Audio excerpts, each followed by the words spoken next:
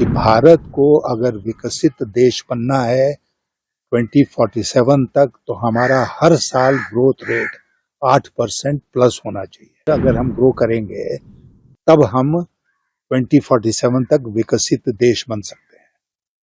तो उस दृष्टिकोण से देखें तो ये कम है और ज्यादा होना चाहिए। भारत अकेले तो सब कुछ नहीं कर सकता है। भारत विश्व समुदाय का एक हिस्सा है और बाहर जो कुछ होता है उसका सीधा प्रभाव पड़ता है भारत की अर्थव्यवस्था के ऊपर, जैसा अभी रुपए को लेकर पड़ रहा है। अमेरिका के साथ ट्रेड डील नहीं हो पाया है अभी तक, तो कम से कम यूरोपियन यूनियन के साथ हुआ, उससे फायदा होगा भारत को।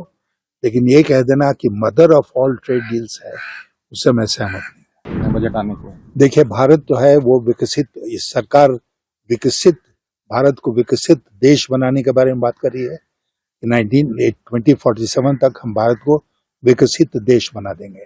अब ये दूसरी बात है कि विकसित की उन्होंने कोई परिभाषा नहीं दी है, लेकिन ये सारे लोग मानते हैं इस बात को, सारे अर्थशास्त्री, कि भारत को अगर विकसित देश बनना है 2047 तक, तो हमारा हर साल ग्रोथ रेट 8% प्लस होना चाहिए।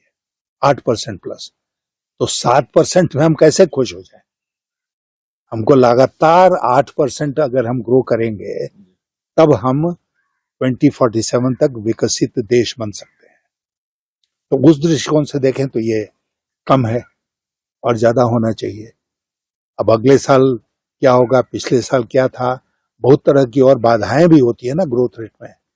केवल भारत अकेले तो सब कुछ नहीं कर सकता है। भारत विश्व समुदाय का एक हिस्सा है और बाहर जो कुछ होता है उसका सीधा प्रभाव पड़ता है भारत की अर्थव्यवस्था के ऊपर, जैसा अभी रुपए को लेकर पड़ रहा है। और सर, यूरोपियन यूनियन को लेकर बातें कही जा रही हैं। एक डील हुआ है जो मदर ऑफ ऑल ट्रेड कहा जा रहा है, तो वो देखते हैं पॉजिटिव। अब mother of all trade deals है कि नहीं, लेकिन अच्छी बात है कि दोनों समुदायों के बीच में एक ट्रेड डील हुआ है। अमेरिका के साथ ट्रेड डील नहीं हो पाया है अभी तक, तो कम से कम यूरोपियन यूनियन के साथ हुआ, उससे फायदा होगा भारत को। लेकिन ये कह देना कि mother of all trade deals है, उससे मैं सहमत नहीं।